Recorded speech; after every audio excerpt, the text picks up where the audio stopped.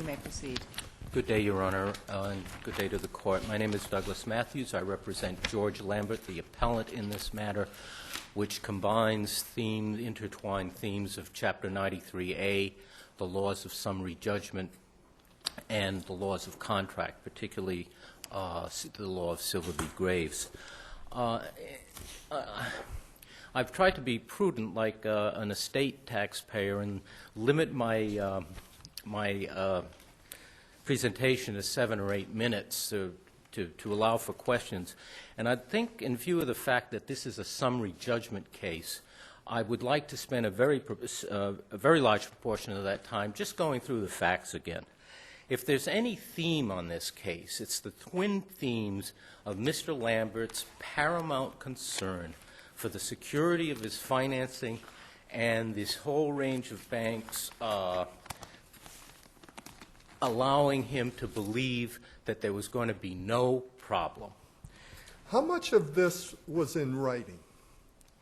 Well, the very first day, there was a side letter, as you know, that guaranteed, first of all, the bank set this up as a 20-year amortization, but with 3 renewals, 4 5-year notes.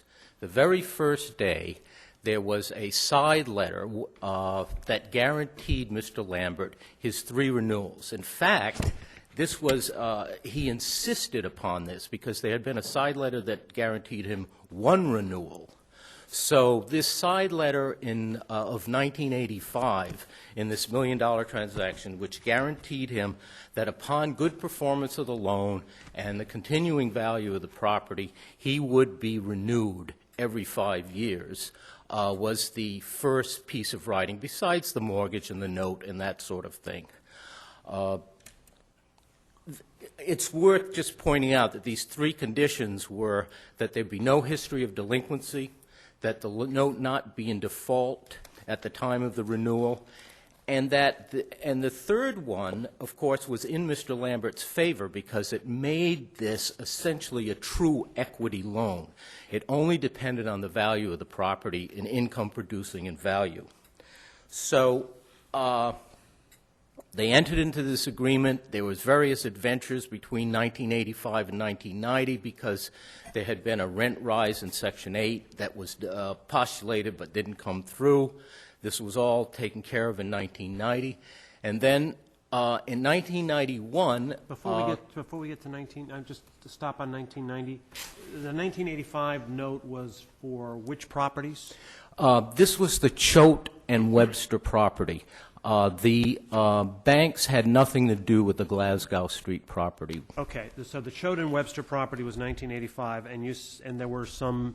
That was a first mortgage. That was a first mortgage for $500,000. There was also a second mortgage for $500,000. And a second mortgage for $500,000. Yes, it was a total paper deal. And then there was a third and a fourth mortgage between 1985 and 1990. Yes, there was. There was. Third and fourth mortgage. Because there had been the price had been predicated on a rent rise in Section 8. It never came through, so the bank pulled them. So now we're at 1990. You said it was all taken care of. You mean it was rolled then into? It was rolled then into a note, first mortgage. Into a first mortgage for I think $425,000. Now, so all of this money had been paid off. A lot had been paid off then. Oh yes. It was 500, 500, then a third and a fourth mortgage. So the 1990 note was. 425. The $500,000 was an interest-only note.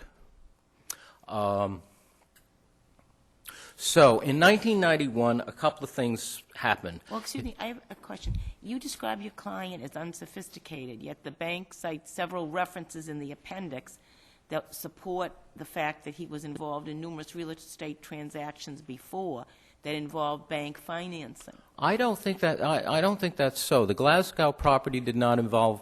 That was a 40-unit property. That didn't involve bank financing.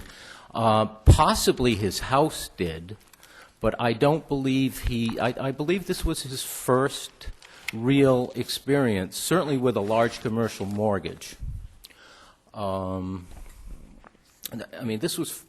Well, what do you do They with say, excuse me, they say his background, including his prior dealings with Fleet and the Fall River Five, and they cite. Not in 1985. There were no dealings with Fleet or the Fall River Five.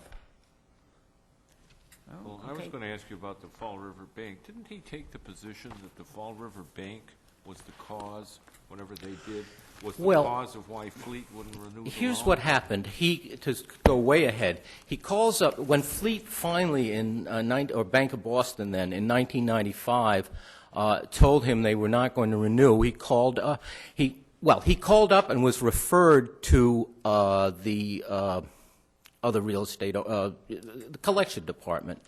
And he said, well, why aren't you going to renew? And they said, well, there's something wrong with your credit. He spoke to Miss Carol Sweeney. There's something there's a letter to her in the appendix, and his testimony was, she said there was something wrong with your credit. Now, the truth of the matter is, our case in no way depends on this, but if you want a clue as to why this loan was there was suddenly this about face, you might look on page 206 of the record, where Mr. Lambert quotes back to the bank's attorney a comment that she made to him, which was, when you sue another bank, it has a chilling effect. This is probably not, it would be a declaration Well, he against... did sue the Fall River Bank, did he not? Yes. And he claimed in that lawsuit that it was their, whatever they did, caused the trouble with Fleet, did he not? Yes, he did. And there was some sort of Well, settlement there in can that be case? two people responsible there can be two independent tortfeasors, or if you will, responsible for harm. And what he was told was, at least when he called Miss Sweeney, was that his credit had, his credit history was a problem. In fact, of course, that's a violation of the third paragraph of the 1985 letter, which said renewal is dependent only on the building's ability to perform. But that's the information he had. Didn't when the events in 1990, wasn't there a provision in that note that said it superseded all prior agreements? There was It seems to me the 1985 letter is no longer of any effect based on the language in the 1990 refinancing. There was a provision in the commitment letter, not the loan documents, that said this supersedes all previous agreements in connection with this loan. Let's remember, 4 independent loans, 4 notes, 4 mortgages. And this is argued on page 35 to page 37 of my brief, and I think we have the best of it, because if you look at that language, you would say this note refers to this, this transaction refers to this transaction. The second transaction that the bank, the second loan, the transaction that the bank itself had cut into 4 independent loans. It did not, our position is, cut off his rights with respect to the 2 other renewals. And Could I just ask you on that point, though, Mr. Matthews, that 1990 commitment letter talks about your, meaning borrower's, loan application. Did the borrower make 4 loan applications? not in 1990, what In he 1985. There is really nothing in the record to show that he made an application. This was all handled by the broker. Okay. And in 1990, he testified specifically that it was just a totally informal thing, and that everything was signed at the side of somebody's desk.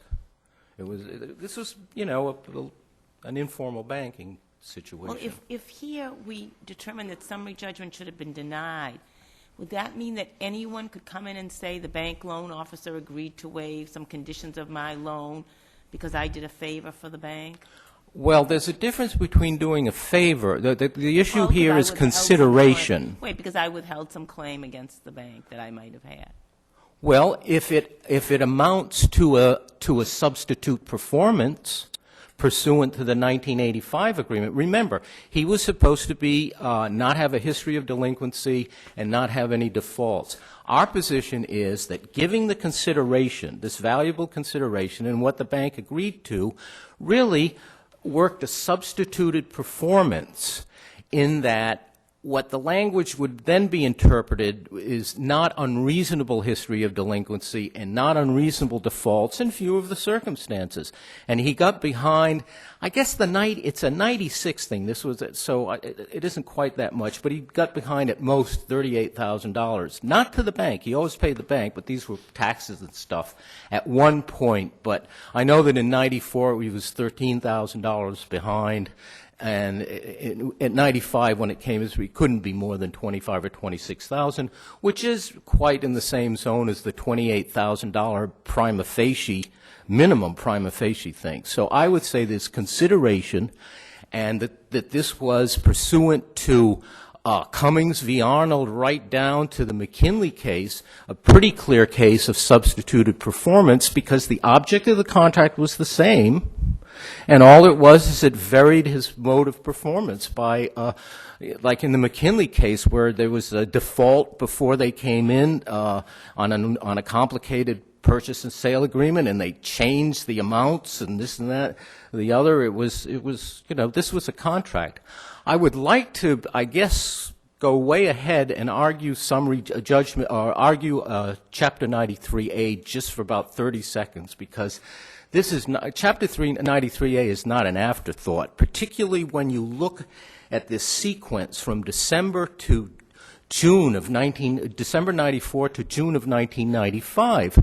He walked in, he made an appointment, he told the bank he had possible alternate financing, and this alternate financing, if you look at page 187 to 191, was not a will-o'-the-wisp. There was a letter the broker had submitted a letter from the bank. He had a pro forma. He had a separate letter with very, very good recommendations. This was a real, and George had scoured the countryside. He prepared for this. This started in October, the first letter. He had an alternative.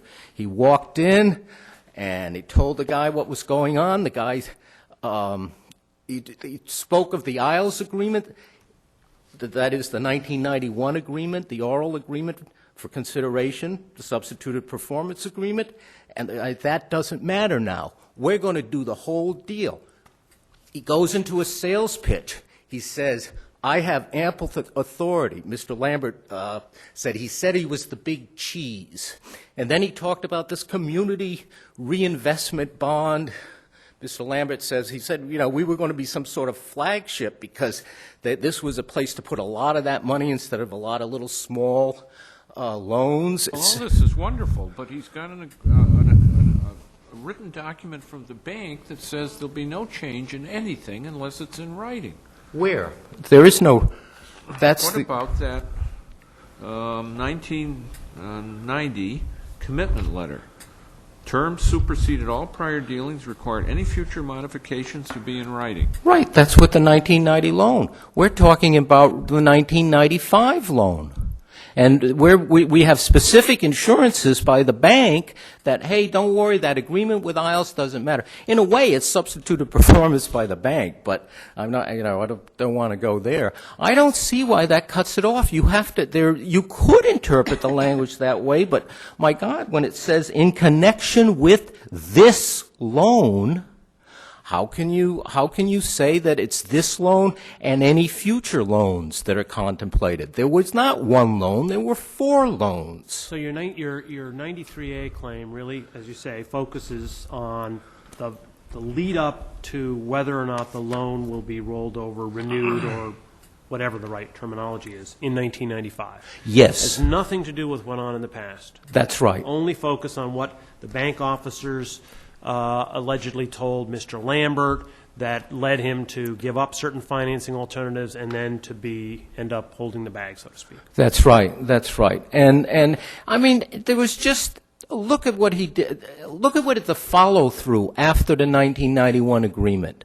He went in to see Isles every month, hounded the guy, said, well, are you ready to refinance it? Because on the 1991 agreement, the oral agreement, he said, you'll refinance me earlier if you can, won't you? Perfectly agreeable, perfectly agreeable.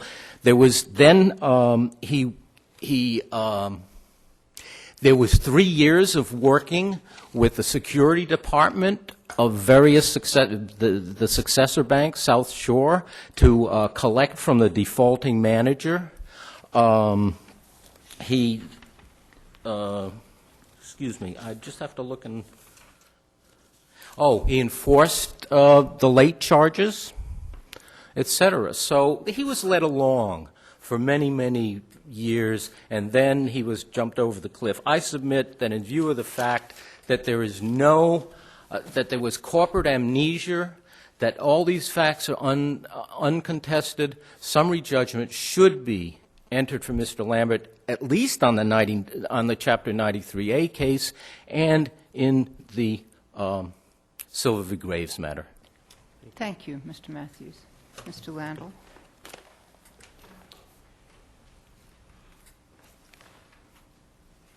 Good morning. My name is Don Randall. I am here on behalf of Fleet National Bank, which is now Bank of America, but for clarity's sake, I will refer to it as Fleet, and with me is Michael Scully of my firm.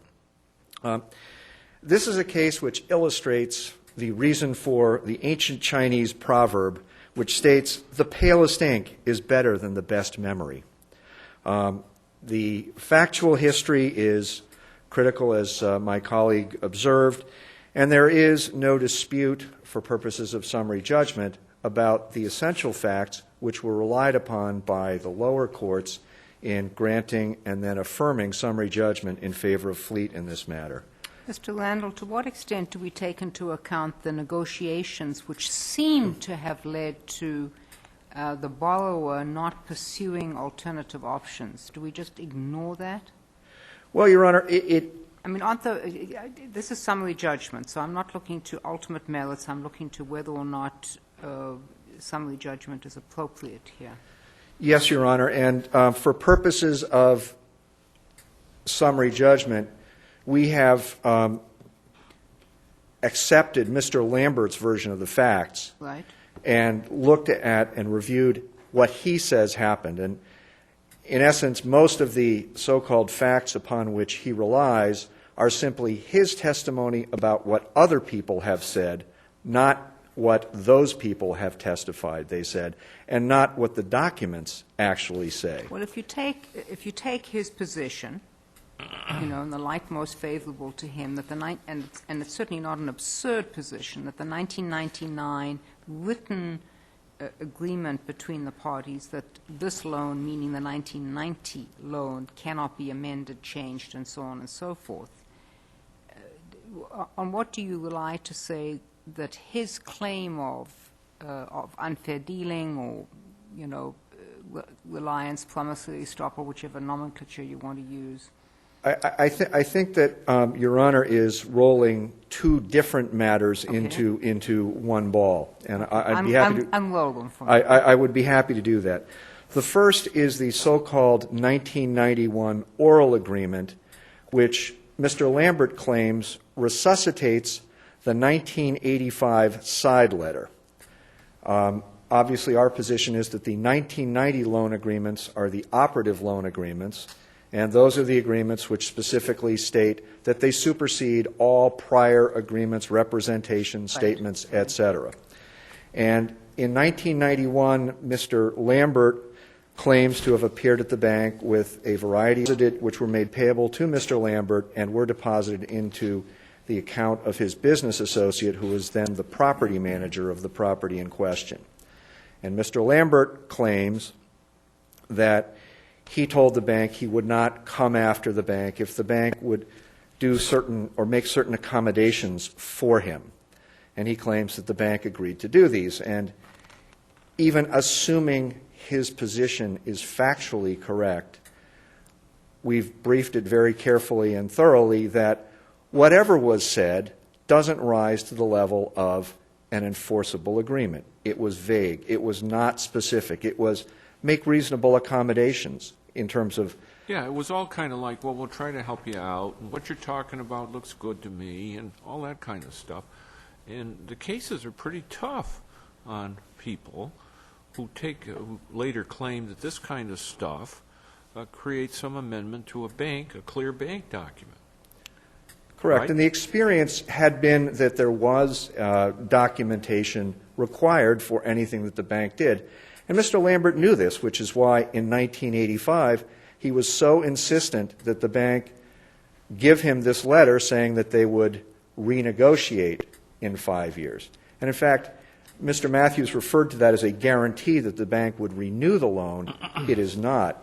It simply says the bank would renegotiate a loan if certain conditions were met and certain things hadn't happened, which is to say the loan wasn't in default, which it was during most of its life, and that there was not a history of delinquency, which there was. I was focusing on the slightly later period. Right, and You know, I understand that. That's the second part that Right. Your Honor was talking about, which is the renewal of the loan in 1995 and the various representations that Mr. Lambert claims were made to him about the bank's willingness to renew, which formed the basis for his Chapter 93A claim.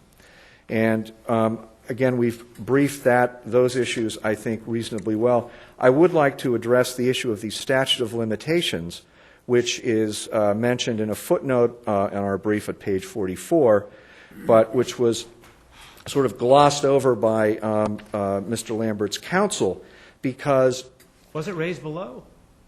yes, it was. It was, because I don't think it's mentioned at all in the decision below. either. No, it was not relied on by any of the courts below. However, the Chapter 93A is a 4-year statute of limitations. This action was originally filed in April of 2000. So therefore, if the cause of action accrued before April of 1996, then the 93A claims would be barred by operation of the statute of limitations. And in fact, it's very clear from the case law that the cause of action in Chapter 93 actions accrues when the injured party knows he has been injured. And in fact, here, if we look at the second part of the issue raised by Justice Marshall, we see that those actions took place the complaint took place in the spring of 1995, and by June of 1995, it was clear to him that the bank was not going to renew his loan. And he knew then, and he actually wrote letters, and he complained, and he said, in essence, you've wrecked my life, you've ruined everything I've ever worked for. And he knew at that time that he, in his mind, had a claim against the bank for treating him unfairly, i.e., a stringing along and promising to do one thing and But then there were new injuries. Doesn't that postpone the running of the statute? Because then, as a result of that, the bank foreclosed, there was a foreclosure proceeding, and eventually he lost the property. There was, in fact, a foreclosure proceeding, which also took place before or after the statute had expired. In other words, that happened in October of 1995.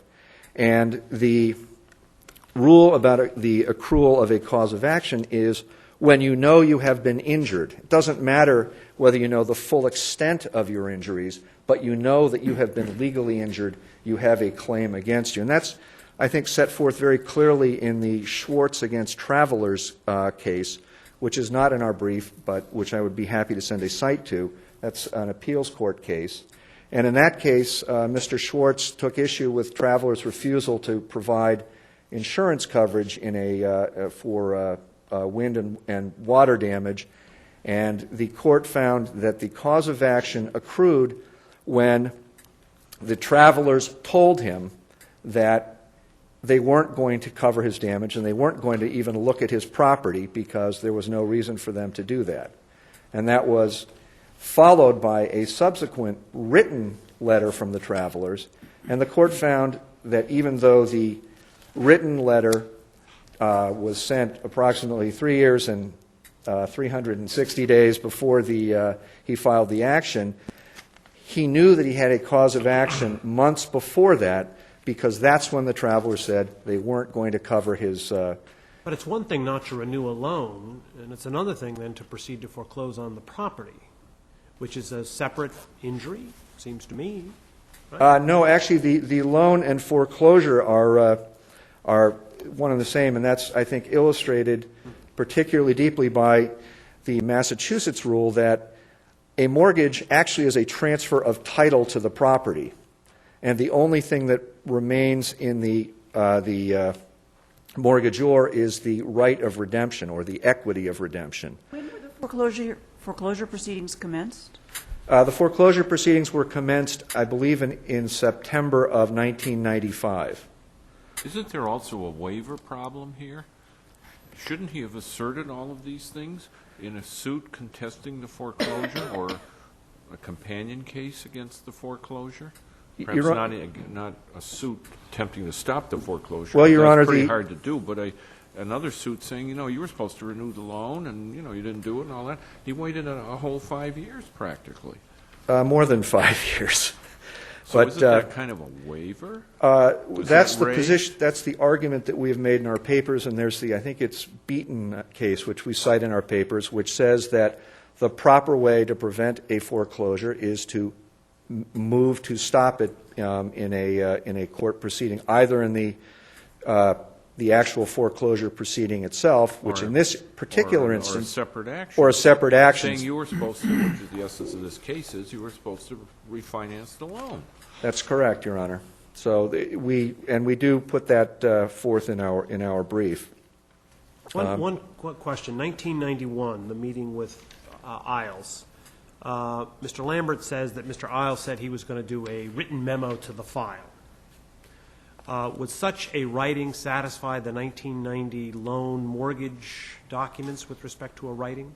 Let's say Mr. Isles had said, I've met with Mr. Lambert and I've agreed that I will do the following, the bank will do the following things. If there were such a document, then it might be enforced, and here we're getting into the statute of frauds type of argument, where there needs to be a writing which is enforceable against the party who. But there was no such document ever found, was there? There is no evidence of any such document other than Mr. Lambert's statements that such a document exists. Well, that's what I'm saying. There was no memo in the files of the bank. No, but certainly that would be insufficient if Mr. Lambert simply said, Mr. Isles said he was going to prepare a writing, and no writing appeared.